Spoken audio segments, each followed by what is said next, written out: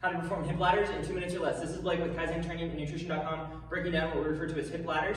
If you already developed competency in banded sidestepping like we've shown in previous videos, and you're able to move in this lateral plane without demonstrating knee valgus, we want to start to transfer that into more functional patterns. They're going to carry over to performance. What that's going to look like is slowly moving through different patterns on something like an agility ladder, or you could use lines on a basketball court, referred to as hip ladders. We're not yet taking this to full speed, but we're working on avoiding that knee valgus or cave as we move through some different patterns.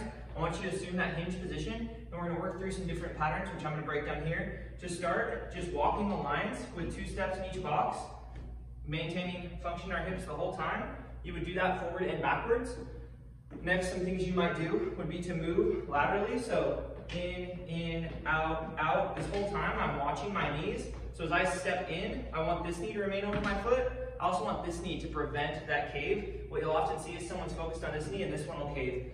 We're working on developing competency in our hips the whole way. Same thing, you can do that forward and back. Some additional patterns you can play through would be in, out, in, out.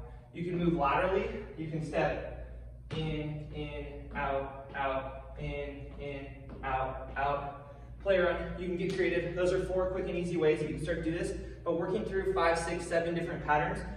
Walking, doing hip ladders is going to start to translate not just isolating the side of your hips, but making them move in a functional way so that when we get into explosive movements down on the court, we're not falling into that knee valgus pattern and putting ourselves at predisposed risk for injury or leaving power on the field.